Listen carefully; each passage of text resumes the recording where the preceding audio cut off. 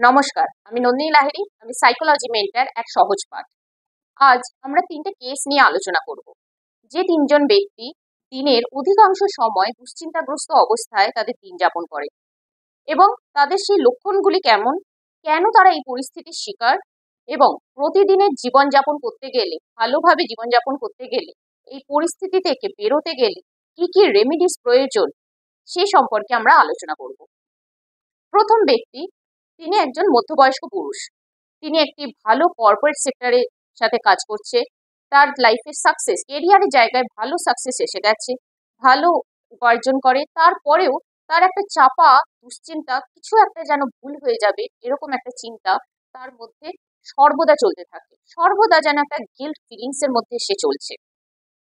দ্বিতীয় ব্যক্তি, তিনিও একজন মধ্যবয়স্ক পুরুষ, কিন্তু তার জীবনে কেরিয়ার সাকসেস আসেনি। তিনি প্রতিদিনের জীবনযাপন ভীষণভাবে স্ট্রাগলের সাথে তাকে চলতে হচ্ছে। অথচ তিনি যেন পরিকল্পনা করতে পারছেন না কিভাবে এই জায়গা থেকে বেরোনো সম্ভব। পারমিউটেশন কম্বিনেশন করে একটা প্রপার প্ল্যান অফ ওয়ার্ক করে যে এই জায়গা থেকে বেরোনো যায় সেটা সে ভাবতেই পারছে না। তার মনে হয় যে আমি হয়তো সবেতেই রিজেক্ট হব, আমি কোথাও গিয়েই একটা প্রপার জায়গায়, একটা প্রপার স্থান আমি পাবো না। কারণ আমার জীবনে বহুবার রিজেকশন এসেছে, আগামী দিনেও তাই আসবে। তাই তার এই জীবনধারাটাকে তিনি লাখ হলেই মেনে নিয়েছে, অথচ প্রতিদিন তাকে এই অ্যাংজাইটির মধ্যে দিয়েই যেতে হচ্ছে। তৃতীয় ব্যক্তি, তিনি একজন মাঝবয়সী মহিলা। তার সবসময় প্যালপিটেশন চলতে থাকে, যেন মনে হচ্ছে যে আমি কথা বলতে পারছি না, সব কথা আমার গলার কাছে যেন দলা পাকিয়ে যাচ্ছে। ইন্টারভিউ দিতে গিয়ে সবকিছু তালগোল পাকিয়ে যায়, কিচ্ছু মনে রাখতে পারছে না, কিচ্ছু যেন ভালোভাবে নিজের যে প্রিপারেশনটা করে এসেছিল সেটাকে প্রেজেন্টই করতে পারছে না। সামনে অথরিটি ফিগার দেখলেই তার হাত পা ঘামতে শুরু করে দেয়, তার বুক ধরফর করতে শুরু করে দেয় এবং কথা বলার সময় সে পুরো চুপ হয়ে যায়, যেন ভেতর থেকে কোনো আর উত্তর আসছে না। এইরকম হওয়ার কারণ কি? কিসের জন্য এই তিনজনের এইরকম পরিস্থিতির মধ্যে দিয়ে তাদের যেতে হচ্ছে? যখন আমরা প্রশ্ন করছি এই তিনজন ব্যক্তি প্রাপ্তবয়স্ক অ্যাডাল্ট ফেজে রয়েছে, তাহলে এদের কেন এইরকম পরিস্থিতির মধ্যে দিয়ে যেতে হচ্ছে, সেই সময় আমাদের জানা দরকার এই তিনজনের চাইল্ডহুড লাইফ কেমন ছিল। সংক্ষেপে তাদের চাইল্ডহুড জীবনী সম্পর্কে আমাদের একটু জানা দরকার। প্রথম ব্যক্তি, যিনি কর্পোরেট জগতের সাথে ভালোভাবে যুক্ত, ভালো সাকসেস, সেই ব্যক্তি তার ছোটবেলায় পড়াশোনাতেও ভীষণ ভালো ছিল এবং একই সাথে তার পছন্দসই একটি এক্সট্রা কারিকুলার অ্যাক্টিভিটিতে সে ভীষণ ভাবে অ্যাক্টিভ ছিল, সে স্কিল ছিল সেই পার্টিকুলার অ্যাক্টিভিটিতে এবং খুব পছন্দ করতো সেই কাজটা করতে। এমন নয় যে সে সেই জায়গাটাকে নিয়ে কোনো প্রপার ফিল্ড বানাবে, কিন্তু তার রিক্রিয়েশনের জন্য সেই জায়গাটা ছিল।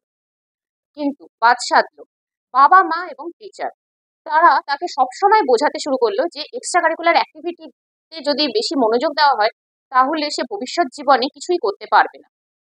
যদিও এই অ্যাক্টিভিটিটি আউটডোর গেম, ইনডোর গেম নয় যে বাড়িতে বসে গেম খেলছে, তাতে গিয়ে ফিজিক্যাল এবং মেন্টাল হেলথ ড্যামেজ হচ্ছে, তা একদমই নয়।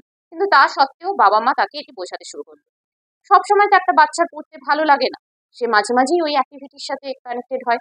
কিন্তু বাবা মা মারধর শুরু করা, বকাঝকা শুরু করা, টিচারদের থেকে নানান রকম ইনসাল্টিং কথা শোনা যে তোমার ভবিষ্যৎ অন্ধকার, তোমার দ্বারা কিচ্ছু হবে না, এইভাবে এইসব খেলাধুলার মধ্যে থাকলে কি হবে, তুমি পড়াশোনায় ভালো, তোমাকে পড়াশোনাতেই মন দিতে হবে।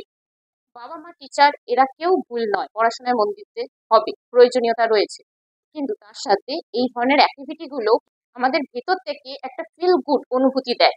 কিন্তু সেটাকেই যদি আমরা বারবার বকাঝকা দিয়ে, মারধর দিয়ে ড্যামেজ করে দিই, তাহলে কি দাঁড়াচ্ছে? সে নিরুপায় হয়ে এই অ্যাক্টিভিটি থেকে সরে এসে সে পড়াশোনাতেই মন দিয়েছে, পড়াশোনাটাই করে চলে। কিন্তু যখনই তাকে এই জায়গায় একটু রিক্রিয়েশনের প্রয়োজন হয়, সে গিল্ট ফিল করতে থাকে। দ্বিতীয় ব্যক্তি এবং তৃতীয় ব্যক্তি, তাদের পড়াশোনার মান অত উন্নত ছিল না, একেবারে মধ্যম মানের, এবং তারা বেশিরভাগ সময়টাই দিত এক্সট্রা কারিকুলার অ্যাক্টিভিটিতে। সেখানেই তারা স্কিল, একজন স্পোর্টসে স্কিল, আরেকজন পেইন্টিং, আর্ট রিলেটেড অ্যাক্টিভিটিতে স্কিল। তাদেরও এটাই শুনতে হচ্ছে যে জীবন অন্ধকার এই অ্যাক্টিভিটিগুলোর সাথে। যদি এই অ্যাক্টিভিটিগুলোকে কন্টিনিউ করে তারা ভবিষ্যতে কিচ্ছু করতে পারবে না। তাদেরকে ফোর্সফুলি পড়াশোনার দিকেই নিয়ে যাওয়া হচ্ছে। কিন্তু বাদ সাধলো এই দুজনেই হলো স্লো লার্নার এবং তাদের মেমোরি রিটেনশন পাওয়ার ভীষণ উইক। তাই পড়াশোনার জায়গাতে গিয়েও তারা বিশাল কিছু করতে পারছে না, তারা ফেল করে যাচ্ছে। ফেল করলে ক্লাসের মধ্যে হিউমিলিয়েট হচ্ছে টিচারের দ্বারা, যে মাথা মোটা, মনে রাখতে পারে না, এইটুকু পড়া মনে রাখতে পারো না, এইটুকু জিনিস লিখতে পারো না। ঠিক করে গুছিয়ে বলতে পারো না, এই ধরনের কথাগুলো ক্লাসের মধ্যে তো শুনতে হচ্ছে, বাড়িতেও শুনতে হচ্ছে। কম্পেয়ার করা হচ্ছে পাশের বাড়ির বা আত্মীয় স্বজনের সাথে, দেখ ও কি সুন্দর করছে, সেম এজে তুই রয়েছিস, তুই একটা মাথা মোটা, তুই কিছু করতে পারছিস না, এই কথাগুলো চলে আসে। এবার এই দুজনেই যখন মাঝ বয়সে এসে পৌঁছলো, তাদের রিয়েলিস্টিক লাইফকে ফেস করতে হচ্ছে, তখন গিয়ে বাদ সাজছে, কারণ সেই অ্যাংজাইটি গুলো আবার ট্রিগার হয়ে দেখা দিচ্ছে। এইভাবে তাদের দিন চলতে থাকলো। একজন পড়াশোনায় ভালো, সে পড়াশোনায় মন দিচ্ছে, সে পড়াশোনাটাকেই কন্টিনিউ করছে বাদ বাকি সব ভুলে গিয়ে। আর দুজন না পারছে পড়াশোনাতে কন্টিনিউ ঠিকঠাক ভাবে করতে, না পারছে আরেকটি ফিল্ডকে তারা চুজ করতে, যে ফিল্ডটায় তাদের ইন্টারেস্ট রয়েছে, তাদের দক্ষতা রয়েছে, সেই ফিল্ড সম্পর্কে আরো নলেজ গেইন করার জন্য তাদের আর্জ রয়েছে, কিন্তু তারা সেই দিকে যেতেই পারছে না, কিছু করতে পারছে না, কারণ শুনে আসছে যে এই ফিল্ড নিয়ে তাদের ভবিষ্যৎ জীবন কিছু হবে না। একজন ছোট বাচ্চার ক্ষেত্রে এবং টিনেজ বাচ্চার ক্ষেত্রেও তাদের মা বাবা এবং টিচার হচ্ছে সমগ্র জগৎ। তারা যা বলছে সেটাকেই সঠিকভাবে একটা বাচ্চা বিশ্বাস করতে শুরু করছে। এইভাবেই আমাদের বিলিফ সিস্টেম শুরু হয়, এবং সেই বিশ্বাসে যদি এই ধরনের উক্তি বারবার চলে আসে, তাহলে এই বিশ্বাসটাকে নিয়েই একজন ব্যক্তি আজীবন চলতে পারে। সারাটা জীবন এই বিশ্বাসকে বহন করে নিয়ে চলতে পারে যে আমি মাথা মোটা, আমি পারি না, বা আমি যদি একটা কিছু করতে যাই, আমার মেন যে ফোকাস যে কাজটা রয়েছে সেটার বাইরে গিয়ে, তাহলেই আমার অ্যাংজাইটি শুরু হয়ে যাচ্ছে। এখন অনেকে অথরিটি ফিগারে যারা স্পেশালি, তারা বলতেই পারে যে আজ তো এই প্রাপ্তবয়স্ক ব্যক্তিরা নিজেদের নিয়ে ভাবতে পারে, কেন পারছে না? আজ তো তাদের কেউ বাধা দেওয়ার নেই, আজ তো তাদের কেউ এইভাবে বলার নেই যে হবে না, মাথা মোটা বা এই ধরনের ইনসাল্টিং কোনো রকম সিচুয়েশনের মধ্যে পড়তে হচ্ছে না, তাহলে আজ কেন পারছে না?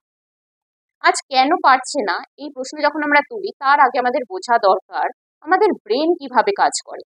এই প্রশ্ন একটা লেম্যান ভাবে আমরা তুলে ফেলতেই পারি, কিন্তু তার সাথে আমাদের জানা দরকার আমাদের ব্রেন, আমাদের মাইন্ড কিভাবে কাজ করে। আমাদের ব্রেনের দুটো পার্ট, একটা হলো লেফট হেমিস্ফিয়ার আর একটা হলো রাইট হেমিস্ফিয়ার। লেফট হেমিস্ফিয়ার এবং রাইট হেমিস্ফিয়ার দুজনের ফাংশন আলাদা আলাদা হলেও এরা কিন্তু একত্রে কাজ করে এবং একসাথে আমাদের বডির ব্যালেন্স মেনটেন করে, আমাদের বডিকে কন্ট্রোল করে। লেফট হেমিস্ফিয়ার আমাদের রাইট পোর্শনকে কন্ট্রোল করে, আমাদের রাইট পোর্শন, আমাদের রাইট হ্যান্ড, রাইট লেগ, সম্পূর্ণ ডান দিকের পোর্শনকে কন্ট্রোল করে। রাইট হেমিস্ফিয়ার আমাদের বাঁ দিকের শরীরের সম্পূর্ণ অংশকে কন্ট্রোল করে। এছাড়া লেফট হেমিস্ফিয়ার রেসপন্সিবল আমাদের কথা বলা, আমাদের লেখা, আমরা যখন বই পড়ছি, রিডিং, এই জায়গাগুলোকে সে কন্ট্রোল করে। তার সাথে হচ্ছে ম্যাথামেটিক্যাল এবং অ্যানালিটিক্যাল ক্যাপাসিটি, এই এরিয়াটা লেফট হেমিস্ফিয়ারে। রাইট হেমিস্ফিয়ারের কাজ হলো ক্রিয়েটিভিটি। আমরা যত রকম এক্সট্রা কারিকুলার অ্যাক্টিভিটিস এর সাথে কানেক্টেড থাকি, সেক্ষেত্রে রাইট হেমিস্ফিয়ার আমাদেরকে খুব হেল্প করে। মিউজিক, আর্ট, স্পোর্টস, এর সাথে আমাদের আবেগ, আমাদের ইমোশন আর আমাদের কল্পনা শক্তি, এই জায়গাটা রাইট হেমিস্ফিয়ারের। এবার কোনো কোনো ব্যক্তি দুটো হেমিস্ফিয়ারই তাদের জীবনে ডমিনেটিং রোল প্লে করতে পারে। সেই ব্যক্তিরা ভীষণভাবে পাওয়ারফুল হয়, তাদের লাইফে সাকসেস অনেক আসে। দুটো হেমিস্ফিয়ারই খুব স্ট্রং, লেফট এবং রাইট। কিন্তু কিছু ব্যক্তির ক্ষেত্রে, কিছু মানে মেজরিটির ক্ষেত্রে হলো কোনো একটি পার্ট ডমিনেটিং রোল প্লে করছে। সেটা লেফট হেমিস্ফিয়ার হতে পারে, আবার রাইট হেমিস্ফিয়ার হতে পারে। কোন পার্টটা ডমিনেটিং রোল প্লে করবে সেটা জন্মগতভাবে তৈরি হয়, বয়সে এসে সেটাকে আমরা ট্রেনিং দিয়ে ইমপ্রুভ করাতে পারি। লেফট হেমিস্ফিয়ার যদি ডমিনেটিং রোল প্লে করে, সেক্ষেত্রে একজন ব্যক্তি খুব ভালো ম্যাথামেটিশিয়ান হতে পারে, সে রিসার্চ বেসড যে কোনো সাবজেক্টে খুব ভালো উন্নতি করবে। রাইট হেমিস্ফিয়ার যাদের লাইফে ডমিনেটিং রোল প্লে করে, তারা খুব ভালো ক্রিয়েটিভ পার্সন হয়, তাদের কল্পনা শক্তি ক্ষমতা ভীষণ উচ্চতর মানের, এবং তাদের আবেগও ভীষণ উচ্চতর। তারা ইমোশনালি ওভারওয়েলমডও হয়ে যেতে পারে, আবেগ তাড়িত হয়ে তারা চলে। তো লেফট এবং রাইট হেমিস্ফিয়ার মোটামুটি ব্যালেন্স করেই আমাদের লাইফে চলে। লেফট হেমিস্ফিয়ারের ফাংশনে আমরা জেনেছি যে কথা বলা, লেখা, বই পড়া। এবার তার সাথে যদি যুক্ত হয় রাইট হেমিস্ফিয়ার ডমিনেটিং, সেক্ষেত্রে সেই ব্যক্তি একজন ভালো ভাষ্যকার হতে পারে, ভালো লেখক হতে পারে, ভালো নিউজ অ্যাঙ্কার, নিউজ রিডার হতে পারে। তো একজন ব্যক্তি, সে হয়তো ম্যাথামেটিক্সে খুব ভালো নাম্বার পাচ্ছে না, কিন্তু তার স্পোর্টস রিলেটেড অ্যাক্টিভিটি খুব ভালো, সে ভালো পেন্টার হতে পারে, সে ভালো সিঙ্গার হতে পারে। তো সেই মানুষটাকে কি আমরা বলতে পারি মাথা মোটা, কিছু বুদ্ধি নেই?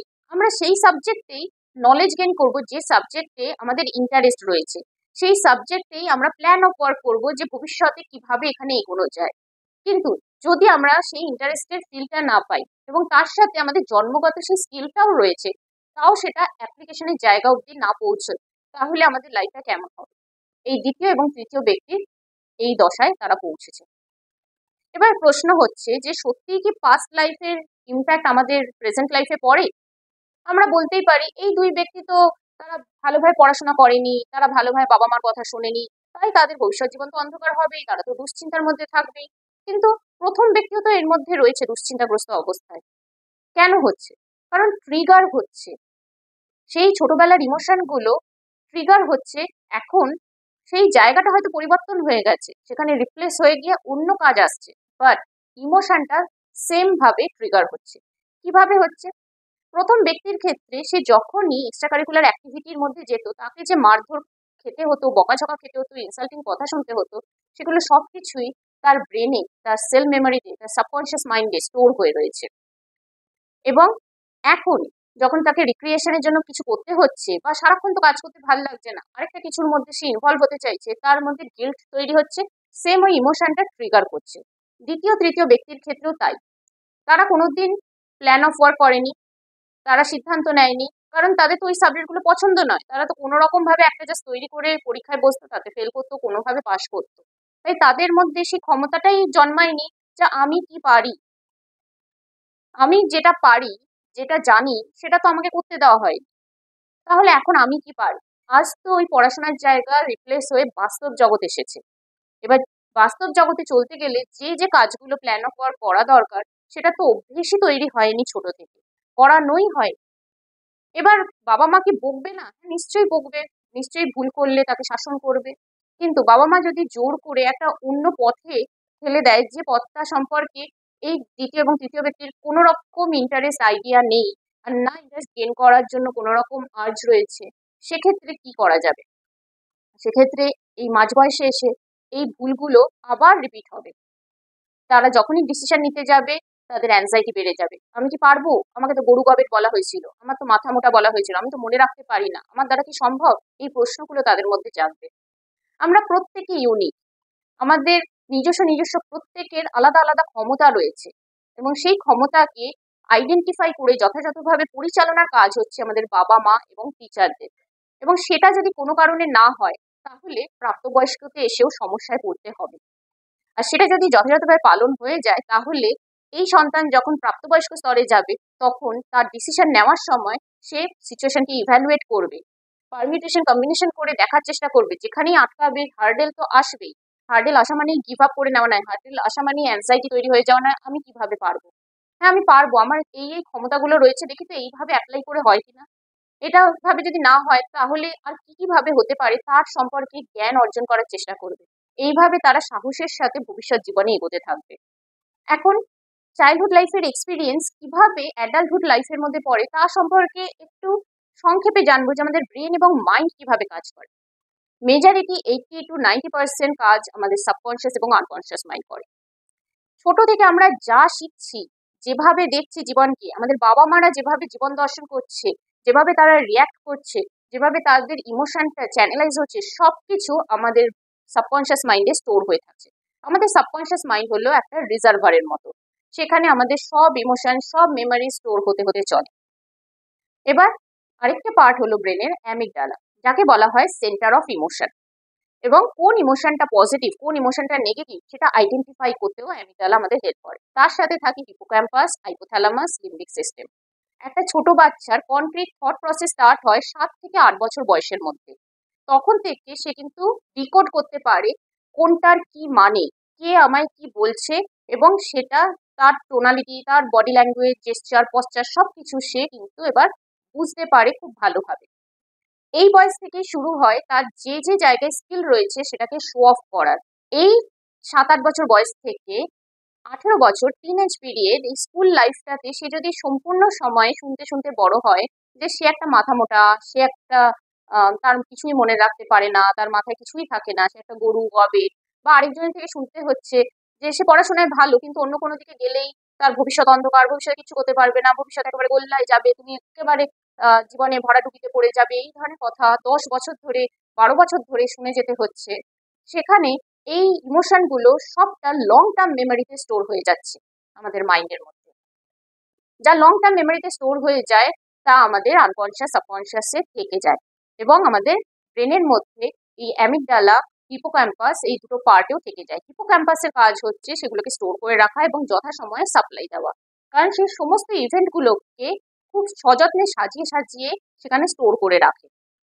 এই যে তিনজন ব্যক্তি, তাদের জীবনের এই ইভেন্টগুলো যেগুলো লং টার্ম মেমোরিতে চলে গেছে, বারংবার প্র্যাকটিসের মাধ্যমে, সামাজিকভাবে প্র্যাকটিসের মাধ্যমে এই ইমোশনগুলো তার অ্যামিগডালা, হিপোক্যাম্পাস, সাবকনশিয়াস মাইন্ড সবেতে স্টোর হয়ে রয়েছে। আজ ওই পরিস্থিতিটা রিপ্লেস হয়ে যখন একটা অন্য পরিস্থিতিও আসছে, তার কিন্তু সেম ইমোশনগুলো এবার ট্রিগার দিয়ে উঠছে। তো এই সাইন্টিফিক এরিয়াটা আমাদের জানা বোঝা দরকার। যখন আমরা এই লেম্যানের মতো কথা বলি, আজ কেন হবে, কি জন্যে হবে, কেন কি জন্যের পেছনে আমাদের এই ব্রেন, আমাদের এই সাবকনশিয়াস মাইন্ডের কাজ অনেক বেশি। তো যারা এরকম বলছে তাদের জীবনেও কিন্তু এইরকম ভাবে ইমোশন গুলো স্টোর হয়ে রয়েছে। তারাও যখন সেম কোনো একটা সিচুয়েশনের মধ্যে পড়বে, ওই ইমোশন অ্যাসোসিয়েট হবে, তাদের লাইফেও কোনো না কোনো ইমোশন ট্রিগার হয়ে দেখা দেবে। এটা স্বাভাবিক, এইভাবেই আমাদের ব্রেন চলে। এবার কোনো কারণবশত একজনের জীবনে এই জিনিসটা ঘটে গেল, তাহলে কি করা যাবে? অ্যামিগডালা এবং হিপোক্যাম্পাসের আরেকটি ইম্পর্টেন্ট কাজ হলো, যখনই আমাদের স্ট্রেসফুল সিচুয়েশন হয়, পরীক্ষার সময় হয়, চাপযুক্ত পরিবেশ হয়, তখন আমাদের প্রপার ইনফরমেশন সাপ্লাই করা, যা যা আমাদের ব্রেনের মধ্যে রয়েছে, যা যা এক্সপিরিয়েন্স করে এসেছি সেই জিনিসগুলোকে সাপ্লাই করা। এবার যদি আমরা প্যানিক হয়ে যাই, আমাদের অ্যাংজাইটি বেড়ে যায়, তখন হিপোক্যাম্পাস এবং অ্যামিগডালা কনফিউজ হয়ে যায়। এই সিচুয়েশনে কি আমায় ফাইট করতে হবে, না গিভ আপ করতে হবে, ফ্লাইট করব, কি করব বুঝতে পারি না, না আমি ফ্রিজ হয়ে যাচ্ছি, সম্পূর্ণটা কনফিউজ হয়ে যাচ্ছে। সেই কারণে একজন ব্যক্তি যখন কথা বলতে যাচ্ছে তার সবকিছু তালগোল পাকিয়ে যাচ্ছে। আরেকজন ব্যক্তির ক্ষেত্রে যখনই পরিকল্পনা করতে হচ্ছে, মাথার মধ্যে কিছুই সে যেন চিন্তা করতে পারছে না, খালি একটাই চিন্তা আসছে, আমি তো রিজেক্টেডই হব। আরেকজন ব্যক্তির ক্ষেত্রে গিল্ট তৈরি হয়ে যাচ্ছে। তো এর প্রতিকার কি আছে? আমাদের তো প্রতিদিনের দিন যাপন করতে হবে, ভালোভাবে যাপন করতে হবে। এর প্রতিকার হলো, আমাদের লাইফে যে যে সিদ্ধান্তই আমাদের নিতে হোক না কেন, যখনই আমরা সিদ্ধান্ত নেব তখনই আমরা নোট ডাউন করবো যে আচ্ছা কি কি অ্যাংজাইটি তৈরি হচ্ছে, কি ভয়, এই ভয়ে আদৌ তার বাস্তব রূপ কি, কি এমন ক্ষতি হয়ে যেতে পারে, তাকে আমাদের লিখতেই হবে। লিখলে আমাদের ব্রেন এবং হ্যান্ডের যখন কোঅর্ডিনেশন তৈরি হবে, তখন কিন্তু আমাদের ব্রেন অ্যাক্টিভ হতে শুরু করবে, তাকে আমরা আই হ্যান্ড কোঅর্ডিনেশনও বলে থাকি। অ্যাক্টিভ হতে শুরু করবে, আচ্ছা সত্যি তো, ও এই ধরনের ক্ষতি হতে পারে, এই ক্ষতিটা কি আদৌ খুব মেজর না মাইনর ক্ষতি, তখন আমরা রিয়েলাইজ করতে শুরু করব। প্রয়োজন পড়লে একাধিকবার লিখতে হবে, একবারে হয়তো হবে না, কারণ এটা বহুদিনের প্র্যাকটিস হতে পারে, এটা 30 বছর ধরে এই প্র্যাকটিসের মধ্যে রয়ে গেছি, এই নেগেটিভ চিন্তাগুলোর মধ্যে, নেগেটিভ কথাগুলোর মধ্যে, যাকে আমরা 20 বছর ধরে, 25 বছর ধরে বহন করছি বা তারও বেশি করে। তাহলে প্রয়োজন পড়লে 20-25 বার লিখতে হবে যে আমার এই ভয়টা রয়েছে, কিন্তু এই ভয়টার কোনো ক্ষতিকারক দিক সেরকম পাচ্ছি না। প্রত্যেক কটা সিদ্ধান্ত নিলে তার একটা ভালো দিক এবং মন্দ দিক আছে। মন্দ দিকগুলো, ভয়গুলো আমি লিখলাম, ভালো দিকও কি হতে পারে যদি একটাও হয়, তাকেও নোট ডাউন করা। এবং এবার বসে দেখা কতটা অযৌক্তিক চিন্তা আমার মধ্যে রয়েছে, কতটা যৌক্তিক চিন্তা রয়েছে। অযৌক্তিক চিন্তারও যদি সংখ্যা অনেক বেশি হয়, তাকে আমরা কিভাবে এবার চ্যানেলাইজ করবো। আচ্ছা আমি কি কি পারি, আমার দ্বারা কি কি কাজ হয়, খুব সামান্য কাজ, ঘর গোছানো, রান্না করা, বাজার করা, মানিটারি জায়গাটাকে ঠিক ঠিক মেনটেন করা, যদি এই ছোট ছোট সামান্য কাজটুকুও হয়, তাহলে এইগুলোকেও নোট ডাউন করবো যে আমি এই 4টে কাজ পারি, আমি এই 2টো কাজ পারি, তাহলে যেটাকে ভাবছি আমি পারি না, সেটাও পারা সম্ভব। এই কাজগুলো কিভাবে পারি, অটোমেটিক্যালি রোবটের মতো গিয়ে করে ফেলছি না, কোনো না কোনো একটা পরিকল্পনা করছি, আজ না এই এই রান্না করব, তার জন্য সবজি গোছাচ্ছি, তার জন্য মশলা গোছাচ্ছি, তার জন্য একটা পরিকল্পনা করে এবার শুরু করছি। সেখানে যখন মিষ্টিতে বা নুনেতে কম বেশি হচ্ছে, ঝাল বেশি হচ্ছে, সেটাকে কিভাবে ম্যানেজ করা যায় তার চেষ্টা করছি। যদি এই জায়গাটা আমি করতে পারি, তাহলে যেটা আমি ভাবছি আমার প্রফেশনাল লাইফে করতে পারবো না, সেটা আমার জাস্ট একটা ধারণা, ওই শব্দগুলোর জন্য ধারণা, সেগুলোকেও আমি পারবো। সেই শব্দগুলোকে আমি বারবার ভিজুয়ালাইজ করবো বা আমি ইমাজিন করবো যে তাকে আমি শব্দগুলোকে মুছে ফেলছি। সেই শব্দগুলো হাতে একটা ইমেজিনারি রিমোট আছে, যাকে আমরা বন্ধ করে দিচ্ছি, এবং আমি কি পারি সেটাকে আমি দিনে 100 বার আমি সেটাকে আমার ব্রেনে প্র্যাকটিস করছি। দেখো আমি এই কাজটা পারি, এইভাবে প্ল্যান করতে পারি, তাহলে আমি আমার ভবিষ্যৎ জীবনেও এইভাবে প্ল্যান করতে পারবো, এইভাবে চলতে পারবো। এবার আসছে অ্যাপ্লিকেশন। অ্যাপ্লিকেশনের সময় অ্যাংজাইটি আসবেই। যার কথাতে ভয়, সে মিররের সামনে দাঁড়িয়ে প্র্যাকটিস করবে। রিক্রিয়েশন করতে গেলেই অ্যাংজাইটি শুরু হয়ে যাচ্ছে।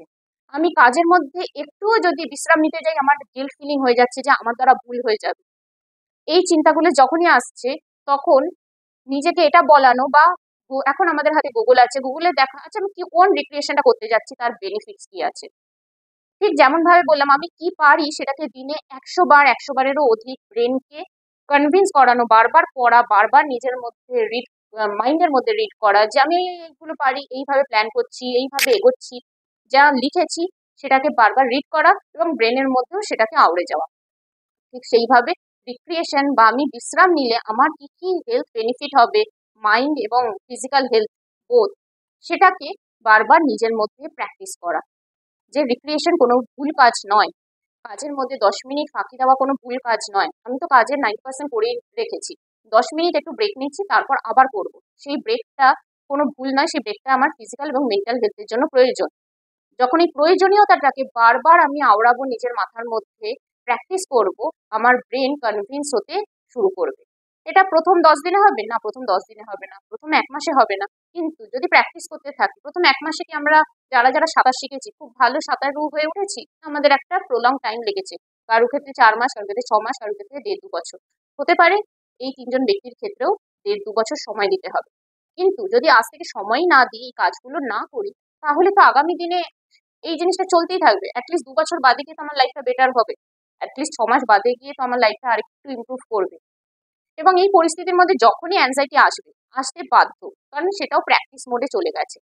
তো যে মোমেন্টে অ্যাংজাইটি আসবে তাকে আমরা কিভাবে মোকাবিলা করব? জল খাওয়া এবং ব্রিদিং এক্সারসাইজ করা, 2-3টে ব্রিথ নেওয়া বা 10-12টা ব্রিথ নেওয়া ওই সময়, এবং জল খাওয়া, এই দুটো কাজ আমাদের ব্রেনে অক্সিজেনের পাওয়ার বাড়িয়ে দেয় এবং আমাদেরকে অ্যাক্টিভ রাখে। যে আমরা যেই পাচ্ছি না, আমরা ঝিমিয়ে পড়ছি বা আমাদের করতে ভালো লাগছে না, দ্রুত হবে না, আরো ভয়টা বেড়ে যাচ্ছে, এই জায়গাটা হতে সে দেবে না। সেই কারণে অক্সিজেন বাড়াবার জন্য, আমাদের ব্রেনে অক্সিজেন বাড়াবার জন্য, শরীরে অক্সিজেন বাড়াবার জন্য জল খাওয়া এবং ব্রিদিং এক্সারসাইজ করা, 3-4টে বা কারো ক্ষেত্রে 5-6টা, 10-12টা করে আবার সেম কাজটা রিপিট করা। কনসিস্টেন্টলি আমরা যখন রিপিট করতে থাকবো, আমাদের হ্যাবিট হতে থাকবে এবং ধীরে ধীরে অ্যাপ্লাই করা রিয়েল লাইফে, যে কাজটা আমরা কতটা পারছি, কোথায় ভুল হচ্ছে, আবার ভুল হয়ে গেল, আচ্ছা কোন কোন এরিয়াতে ভুল হয়েছে নোট ডাউন করি, করে সেই এরিয়াকে আবার আমি চ্যালেঞ্জ করে এগোবার চেষ্টা করি। আমরা যদি কোনো এরিয়াতে স্টাক হয়ে যাই, এগোতেই পারছি না, ঠিক যেন জীবনে প্রতিদিনের লাইফে যে রেড সিগন্যাল আসে সেখানেই স্টাক হয়ে দাঁড়িয়ে গেলাম। কিন্তু রেড সিগন্যালও তো একটা টাইমে স্টপ হয়, জীবনে রেড সিগন্যালের প্রয়োজন আছে, কোথায় থামতে হবে, কিন্তু সেটা একটা টাইম লিমিট রয়েছে, 30 সেকেন্ড, 30 ডেজ, 1 বছর, তার বেশি নয়। তার বেশি হলে তো আর জীবন এগোবেই না, 1 বছরও অনেক বেশি, এগোবেই না। আমি আধ ঘন্টার জন্য স্টপ হতে পারি, তারপর আমাকে ইয়েলো লাইটের জন্য প্রস্তুত হতেই হবে। যা যা প্রস্তুতি নিচ্ছি সেটা আমাদের জীবনে ইয়েলো লাইট, এবং এরপর আসছে গ্রিন সিগন্যাল। অপরচুনিটিকে চেস করা, অপরচুনিটির হাত ধরে এবার জীবনের পথে এগোনো। এইভাবে আমাদের জীবনে এগোতে হবে। এই পথে যদি সাকসেস আছে, নিজেকে প্রেস করা, যদি সাকসেস না আসে তাহলেও সেখান থেকে শেখা কি কি আমাকে ইমপ্রুভ করতে হবে। এইভাবে আমাদের এগিয়ে যেতে হবে। অ্যাংজাইটি সম্পর্কে আরো ডিটেলসে জানতে হলে, অ্যাংজাইটি কত প্রকারের হয়, কি কি লক্ষণ রয়েছে, এবং মোস্ট ইম্পর্টেন্টলি কি কি কারণের জন্য এই অ্যাংজাইটিটা তৈরি হচ্ছে, সেই কারণকে আমরা কিভাবে ইমপ্রুভ করবো, সেই জায়গাটা জানতে হলে আমাদের ভিডিও কোর্স পারচেস করো। ভিডিও কোর্সে সমগ্র সিলেবাসে পেপার 1 এবং পেপার 2 এর সমস্ত নোটস ইংলিশ এবং বাংলাতে অ্যাভেলেবেল রয়েছে।